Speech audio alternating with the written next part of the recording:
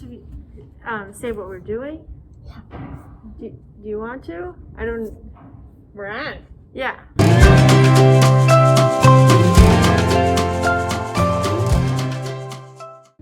Well, I'm Stephanie. And I'm Tibbi.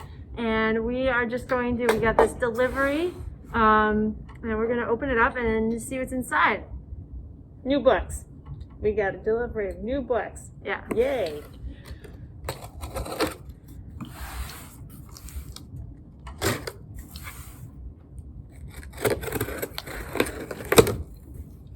Okay. Can't wait to see what we have in there, Stephanie. Yeah. Oh, It's more always cardboard. exciting when you get new books. More plastic. There's some cardboard and plastic. Oh.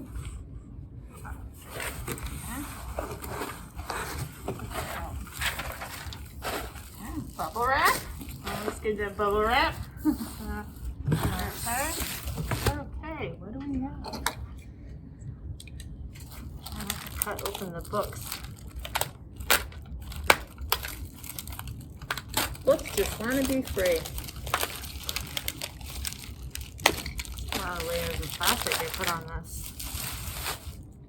It's always good to be protected. Okay, you want to start? Grab Okay, something. So the first one, this one looks like it's good for Valentine's Day. It's called A Lady's Formula for Love. And on the back it says, what is a Victorian lady's formula for love? Mix one brilliant noblewoman and her enigmatic protection officer, and add in a measure of danger and attraction, heat over the warmth of humor and friendship, and the result is more than simple chemistry. It's elemental. That kind of sounds fun. I kind of like a nice paperback too. Feels different. Yeah. You know, some just Always right in your hand. Easy to travel with too. Right. Yeah. Whenever you go out, you have this. Yeah. Cheerful color. Love it. Yeah. And it says fiercely feminist and intensely romantic. Joanna Shoup, author of The Devil of Downtown.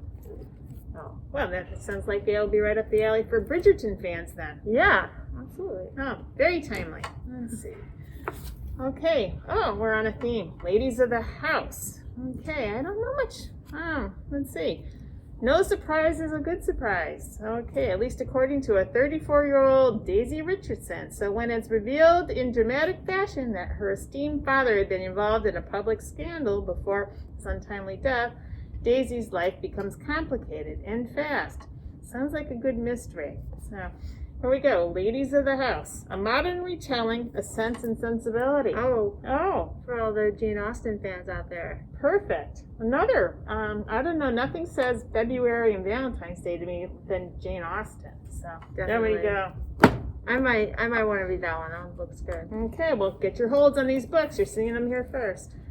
The next one is Knight's Ransom by Jeff Wheeler. Loyalty is a choice. Uneasy lies the head that wears a crown. A brutal war of succession has plunged the court of King Fountain into a power struggle between a charitable king who took the crown unlawfully and his ambitious rival, Devon Argentine. The balance of power between the two men hinges on the fate of a young boy ensnared in this courtly intrigue, a boy befittingly nicknamed Ransom. Ooh. So if you like courtly intrigue with kings and knights, this one might be for you. Fantasy books have been really trending here at the library. I don't know if it's a pandemic thing or just that there's so many great authors in fantasy right now that should be really popular. Yeah, I think it's part of it might be growing from the Game of Thrones series, maybe, Oh, and all yeah. those great TV shows that we've been having lately. Well, lucky us. Yeah. I gotta say, let me grab this one. This is actually on my reading list. Here is an author, Mick Herron. I have not read him yet, but a series that I want to start. This is unfortunately not the first book in the series. The first book by Mick Herron is Slow Horses. And Mick Herron is compared to John le Carre. And John le Carre sadly died in 2020. And a great loss to people that wrote about spy novels. MI6, MI5, and this is supposed to be the new heir apparent. And his name's Mick Herron, and I confess, I don't know, is this supposed to be sloth house? I have to do some research, but doesn't matter what the title is, this is going to be something I'm reading. So looks good. I like the cover. All right, this one is The Burning Girls. It's got it looks like a little church on fire in there. Maybe you can't really see in the camera, but anyway, it's by author of The Chalk Man, C.J. Tudor. And it says, rarely have the secrets of an English village been used to greater effect than in this tautly, suspenseful mystery. Tudor expertly doles out the plot twist, one so shocking that it turns the entire story inside out.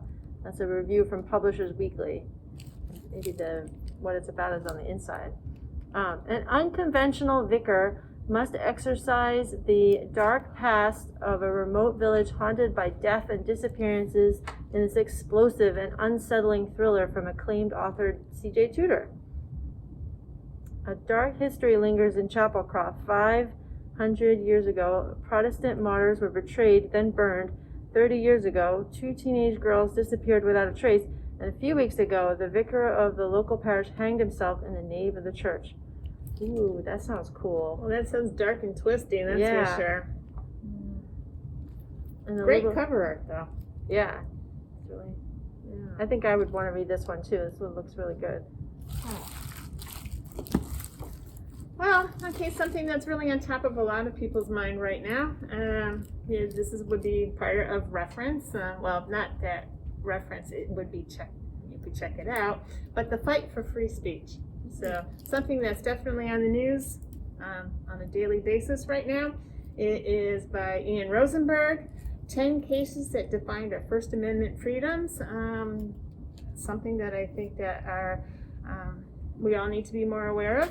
What really is free speech and what we have to fight for and what we have the possibility of losing. So always good to be informed. There's also a timely one, definitely. Definitely, yeah. Interesting. All right, the next one is called Never Far Away by Michael Corita, maybe? Corita? Do you know how to say it? Well, I'm not sure how to say it. I don't know how to say it. But it does have a neat cover. And let's see what it's about. You know, some of the books I've read of his before have had a kind of a supernatural or a kind of a creepy factor, so I don't know if that would be the same for this one or not. That sounds cool. I don't think I've ever read anything by this author, but Nina Morgan's blood-stained car was found a decade ago on a lonely Florida road. Forensic evidence suggested she's been murdered, although her body was never found. Her disappearance left her infant children to the care of their father. Once a pilot, mother, wife, and waitress to a gruesome crime, Nina had to flee her old life to save her family. She reinvented herself as Leah Trenton, a guide in the Allagash Wilderness in northern Maine. She never expected to see her children again, but now tragedy has returned them to her. Only they have no idea that she's their mother and delivered all of them back into danger. That does sound suspenseful. It does, and it covers the whole eastern seaboard from Florida to Maine. Yeah.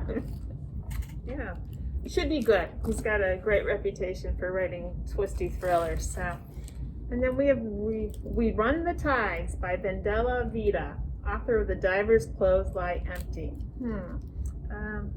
Well, look how colorful the cover is. It is very colorful. Yeah, really like that. Like a painting. I mean, I wonder how many people actually pick up a book by just the cover alone. I do that often do. pretty frequently. Yeah, really can make a big difference. An achingly beautiful, wickedly funny story of female friendship, betrayal, and a mysterious disappearance set in the changing landscape of San Francisco. It's getting a lot of publicity, though. I've seen it in Publishers Weekly, and I think even our book page has it right now. If you haven't seen it, we have new February book pages out in our vestibule, so you might want to pick up a copy and get more ideas. If what we don't have here suits you, we've got lots more choices. Oh yeah. Definitely check out our website or give us a call for some help on finding good books. We'd love to help you. So, thanks, that's it for today, but we'll be back with more boxes.